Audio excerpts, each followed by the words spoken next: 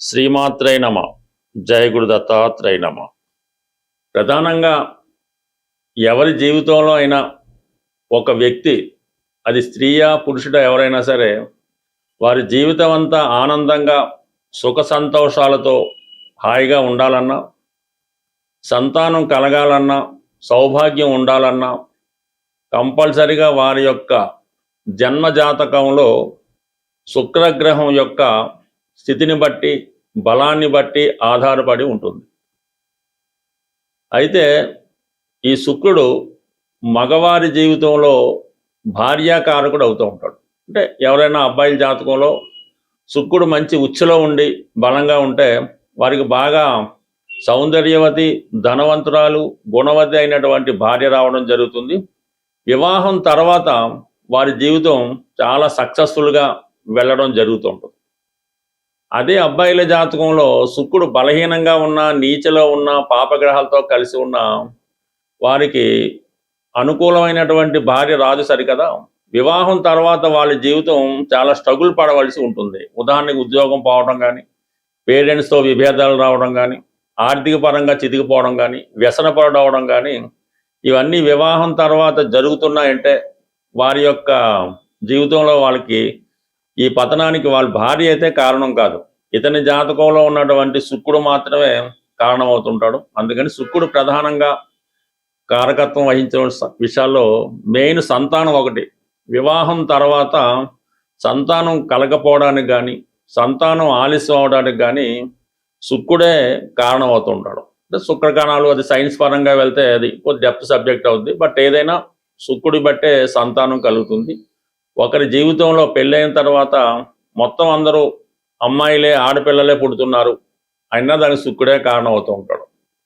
లేదా అందరూ అబ్బాయిలే కలుగుతున్నారు అయినా కూడా శుక్రుడే కారణం అవుతుంటాడు. రిపీటెడ్గా గర్భస్రావం జరుగుతూ ఉంటుంది, అంటే ప్రెగ్నెన్సీ పోవడం జరుగుతుంటుంది, 2-3 సార్లు కూడా పోవడం జరుగుతుంటుంది. దానికి కూడా శుక్రగ్రహమే కారణం అవడం జరుగుతూ ఉంటుంది. మనిషి యొక్క జీవితంలో చెడు అలవాట్లకి, వ్యసనాలకి కూడా మరి శుక్రుడే కారణం. అలాగే ఈ రొమాన్స్కి, ఈ లవ్ అఫేర్స్కి, అక్రమ సంబంధాలకి, వాట్ ఎవర్ ఇట్ మేబీ, జీవితంలో ఒక సంతోష గడియలు రావాలన్నా శుక్రగ్రహం బలం ఆధారపడి ఉంటుంది. మరి ఖరీదైనటువంటి వాహనాలకి, అలాగే ఖరీదైనటువంటి నగలకి, వివాహానికి, వివాహం తర్వాత జీవితానికి, శృంగార జీవితానికి కూడా శుక్ర బలాన్ని బట్టి ఆధారపడి ఉంటుంది. ఉదాహరణకి జన్మజాతకంలో, స్త్రీల జాతకంలో శుక్రుడు బలంగా ఉంటే, అంటే మంచి స్వక్షేత్రంలో కానీ, ఉచ్చులో కానీ ఉన్నప్పుడు చాలా వాళ్ళు పవిత్రంగా, మరి చాలా సౌకర్యవంతంగా, పవిత్రంగా, చాలా డీసెంట్ బిహేవియర్తో కలిగి ఉంటారు. అది ఉదాహరణకి ఎంఎస్ సుబ్బలక్ష్మి గారు లాంటి వాళ్ళు, పి సుశీల్ లాంటి వారు, ఎస్ జానకి లాంటి వాళ్ళు జీవితంలో అంటే వాళ్ళు కళారంగంలో కూడా రాణించడం జరుగుతుంది. కాబట్టి ఈ శుక్రుడు బలాన్ని బట్టి కూడా అది రాణిస్తూ ఉంటుంది. అదే శుక్రుడు నీచలో ఉండి బలహీనంగా ఉంటే ఈ టీవీ యాంకర్లుగానో, మామూలుగా ఏంటంటే స్ట్రీటు, ఇలాగా చాలా వరకు వాళ్ళు రావడం జరుగుతుంటుంది. బట్ ఏదైనా ప్రస్తుతం ఈ శుక్రగ్రహం మనకి ఈ సింహరాశిలో సంచరిస్తూ రేపు ఆగస్టు 1వ తారీఖున కన్యారాశి అయినటువంటి తన నీచ రాశిలోకి ప్రవేశించడం జరుగుతుంది. మరి దీని సందర్భంగా ఏ ఏ రాశుల వారికి ఎటువంటి ప్రభావం చూపుతుందన్న విషయాన్ని మనం ఈ వీడియోలో రాశుల వారీగా తెలుసుకునే ప్రయత్నం చేద్దాం. శుక్రగ్రహం ధనుసు రాశి వారికి షష్ఠ లాభాధిపతి. రాశ్యాధిపతిగా ఉన్నటువంటి గురువుకి ఒక విధంగా శత్రుగ్రహం, కానీ సమాన బలాన్ని కలిగినటువంటి గ్రహాలు. ఈ శుక్రుడు ఈ రాశి వారికి షష్ఠ లాభాధిపతి అవటం వల్ల చిన్న పొరపాటు పెద్ద మిస్టేక్గా మారడం జరుగుతూ ఉంటుంది. అయితే 6వ స్థానం ఎప్పుడు కూడా శత్రువుల్ని, రోగాల్ని, రుణాల్ని చెప్తూ ఉంటుంది. అలాగే మన సక్సెస్, విజయ అవకాశాలు, ఒక ఇంటర్వ్యూ నెగ్గాలన్నా, ఒక ఎలక్షన్లో నెగ్గాలన్నా, ఒక ఉద్యోగం సంపాదించాలన్నా బలమైనటువంటి 6వ స్థానం అవసరం. మరి అదే 6వ స్థానాధిపతి శుక్రుడు 11వ స్థానానికి అధిపతి అవుతుంటాడు. అక్కడి నుంచి 6వ స్థానం అయింది కాబట్టి చిన్నగా ప్రయత్నం చేస్తే అది గొప్పగా సక్సెస్ కావచ్చు. అది చిన్నగా ఏదో ఒక వ్యసనం, ఒక బలహీనత మిమ్మల్ని రోగానికి కారణమవుతుంటే అది నెమ్మదిగా పెద్ద రోగం అయ్యే అవకాశం ఉంది. చిన్నగా మొదలైనటువంటి అప్పు విపరీతమైనటువంటి తీర్చలేని స్థితికి వెళ్ళడం జరుగుతుంది. సర్వసాధారణంగా ఈ ధనుస్సు రాశివారు ఏదో ఇల్లు కట్టుకున్నప్పుడు అలాంటప్పుడు బ్యాంక్ అప్పు లాంటివి మనం చెప్పలేం, కానీ మామూలుగా రుణం చేయడం మొదలెడితే, నిత్యావసరాలకో ఇంకో అవసరాలకో అప్పు చేయడం మొదలెడితే అది జీవితాంతం ఆ అప్పుకి వడ్డీ కట్టడం జరుగుతూ ఉంటుంది. తీర్చలేని అప్పుగా రుణంగా మిగలడం జరుగుతుంటుంది. అందువల్ల 99% ఈ ధనుసు రాశి వారు రుణం జోలికి వెళ్లకుండా ఉంటే మంచిది, అంటే అప్పు జోలికి వెళ్లకుండా ఉంటే మంచిది. ఇక శుక్రుడు ఈ రాశి వారికి ప్రస్తుతం దశమ స్థానంలో నీచ స్థితిలో ప్రవేశించబోతున్నాడు.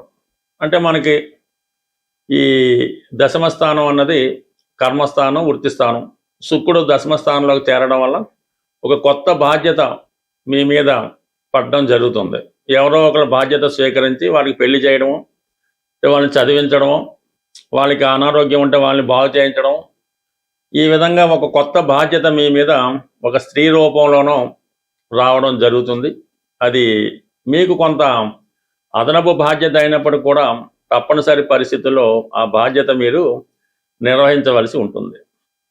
అలాగే ప్రధానంగా ఈ రాశిలో ఉన్న వాళ్ళు స్త్రీలు అయి ఉంటే కంప్లీట్గా మీకు తప్పనిసరి పరిస్థితుల్లో ఏదో ఒక ఉద్యోగం చేయవలసినటువంటి స్థితి మీకు ఏర్పడడం జరుగుతుంది అన్నమాట. అంటే మీరు ఏదో కుటుంబం పోషించే నిమిత్తం, అదనపు బాధ్యతల నిమిత్తం మీరు ఏదన్నా ఒక ఉద్యోగం లాంటిదో, అంటే ఏదన్నా మీకు తగినటువంటి వృత్తి చేపట్టవలసి ఉంటుంది. దశమ స్థానంలో శుక్రప్రవేశం ఆగస్టు 1 నుంచి సెప్టెంబర్ మధ్యలో ఉండగా దానికి గురువు లాభస్థానంలో ఉన్నాడు. అంటే కర్కాటకంలో ఉన్నటువంటి గురువు అర్ధకోణ దృష్టితో శుక్రుడిని చూడటం వల్ల మీకు ఆదాయ వనరులు ఏర్పడుతుంది, ఒక గౌరవప్రదమైనటువంటి వృత్తి ఏర్పడడం జరుగుతుంది.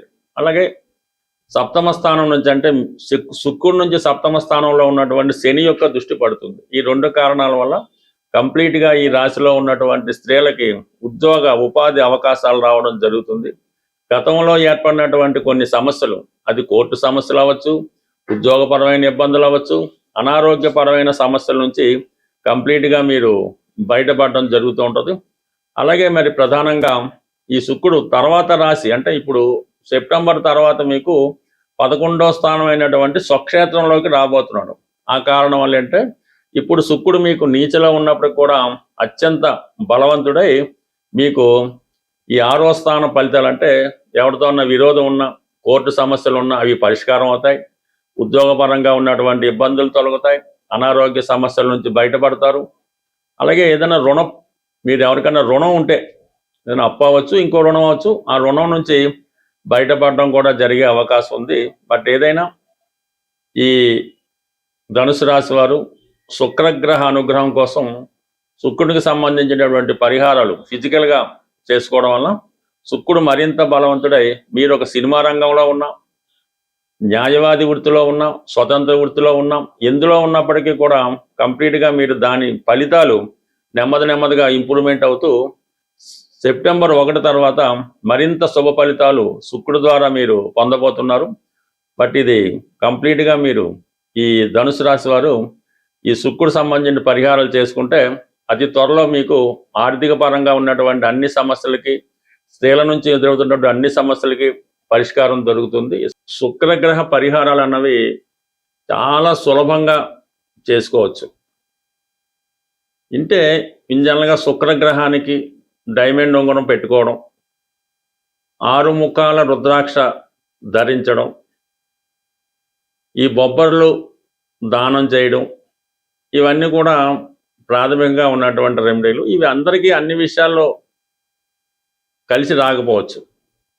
ఏదైనా శుక్రుడు మీకు మంచి ఫలితం ఇవ్వాలంటే ఫస్ట్ వ్యసనాలకి దూరంగా ఉండాలి. ఎటువంటి వ్యసనం కూడా జాతకుడిని శుక్రగ్రహం అనుగ్రహానికి కారణం అవుతూ ఉంటుంది. అది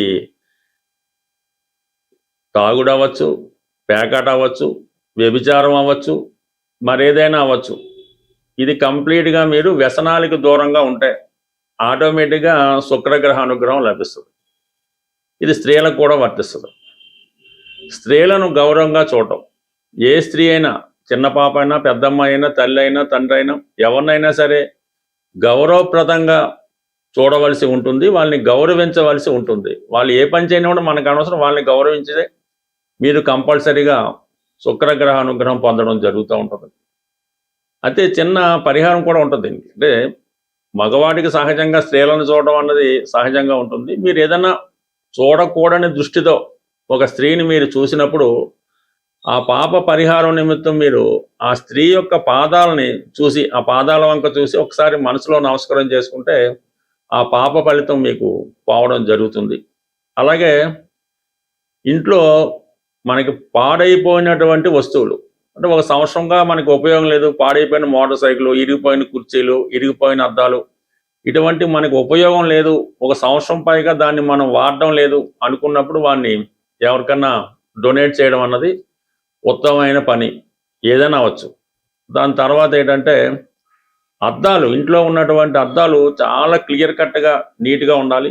సాధ్యమైనంత వరకు పడక గదిలో, బాత్రూములో ఈ అద్దాలు, అంటే ముఖం చూసుకొని అద్దాలు లేకుండా ఉండడం మంచిది. మామూలు అద్దాలు అయితే ఓకే, గ్లాసెస్, పార్టిషన్ గ్లాసులు ఓకే. తర్వాత ఇంట్లో ప్రధానంగా పూజ గదిలో ఉంచవలసినవి అంటే మీ యొక్క బీరువాలో దక్షిణావృత శంఖం, చక్కగా మంచి దక్షిణావృత శంఖాన్ని పెట్టుకోవచ్చు. లక్ష్మీ గవలు, అవి విడివిడిగా ఉంచకూడదు. ఒక 8 గవలు ఒక ఎరుపు రంగు సిల్క్ క్లాత్లో మూటగట్టి పెట్టుకోవడం. అలాగే గోమతి చక్రాలు ఒక 8 మీ పూజా మందిరంలోనో క్యాష్ బాక్స్లోనో పెట్టుకోవడం వల్ల అనుకూలించే అవకాశం ఉంది. కంపల్సరిగా మీ పూజా మందిరంలో దేవుడి బాల దగ్గర మట్టితో అదే ఈ కుంకుమ భరణలు, చెక్కతో చేసిన కుంకుమ భరణలు ఒక 2 తీసుకోవాలి. ఒక కుంకుమ భరణ ఎప్పుడు కూడా ఇంట్లో ఉండకూడదు, 2 పక్క పక్కన ఉండడం మంచిది. ఒక కుంకుమ భరణలో పసుపు, మరొక కుంకుమ భరణలో కుంకుమ, సింధూరం, అంటే ఈ 2 కూడా పక్క పక్కనే పెట్టి అవే అమ్మవారి రూపంలో మీరు పూజించడం వల్ల కూడా మీకు అనుగ్రహం కలుగుతుంది. అలాగే మరి ఈ పూర్వకాలంలో చేట, ఈ ఎదురు బద్దలతో చేసిన చేట ఉండేది, ఇప్పుడు వాడకం అది తగ్గిపోయింది. కంప్లీట్గా మీ ఇంట్లో మాత్రం పూజా మందిరంలోనో మీ వంటగదిలోనో ఎక్కడో దగ్గర మాత్రం ఒక చేట అన్నది కంపల్సరీగా ఉంచవలసి ఉంటుంది. దానికి అలా కొత్తది కొన్న పశుపతి రాస్తూ ఉంటారు, ఆ విధంగా ఒక చేట మీ ఇంట్లో ఉంచడం. ఈ పూర్వకాలంలో ఈ ధాన్యం అది కొలుచుకునే ఈ కొంచెం సేరు, అర్ధ సేరు తవ్వ అని ఉండేవి. మీ యొక్క స్థాయిని బట్టి అది వెండిదైనా పర్లేదు, ఇనపదైనా పర్లేదు, ఒక కొంచెం కానీ కొలిసే సాధనం అది ఒక డిజైన్ ప్రత్యేకంగా ఉంటుంది. అది కూడా మీ యొక్క పూజా మందిరంలో కానీ స్టోర్ రూమ్లో కానీ ఇది ఉంచుకోవడం వల్ల కూడా మీకు లక్ష్మీప్రదంగా రావడం జరుగుతుంటుంది. అయితే శుక్రవారం, శనివారం ఏం చేస్తుంటే ఈ ఇంట్లో ఎక్కువ స్టీల్ పాత్రలు వాడతాను. ఈ మధ్య తాగిన గ్లాసులు స్టీలే, ఇంట్లో కంచాలు స్టీలే ఉన్నాయి కాబట్టి కనీసం శుక్రవారం, శనివారం ఈ స్టీల్ పాత్రలను వాడటం పక్కన పెట్టి ఈ అరిటాకులో కానీ ఇస్త్రాకులో కానీ భోజనం చేయడం. తాగడానికి గ్లాసు వెండిది లేకపోతే కనీసం గాజు గ్లాస్ కానీ కేవలం మట్టి గ్లాస్ అయినా వాడటం వల్ల అవి లక్ష్మీప్రదంగా ఉండడం జరుగుతుంది. ఫైనల్గా బెస్ట్ రెమెడీ ఏంటంటే అది మీరు సంసారం చేసుకున్నటువంటి కుటుంబంలో కానీ వ్యాపార సంస్థలో కానీ ఏ సంస్థలో అయినా సరే మీరున్నటువంటి నివాస స్థలంలో ఈశాన్య భాగంలో మట్టి కుండతో పూజ అవ్వచ్చు, మట్టి కుండ అవ్వచ్చు, అది ఎండాకాలం చలికాలం పక్కన పెట్టి నిత్యం ఆ మట్టి కుండలో నీళ్లు నిల్వ చేసుకొని ఆ వాటర్ని మీరు వాడచ్చు. వేరే విధంగా పూజకు ఉపయోగించుకోవచ్చు. ఈ మట్టి కుండలో నీరు ఈశాన్య భాగంలో పెట్టడం వల్ల మీకు భూతత్వం యాక్టివేట్ అయ్యి నిత్యం ఆ సంస్థ, ఆ గృహం కలకలాడుతూ ఉంటుంది. స్వస్తి.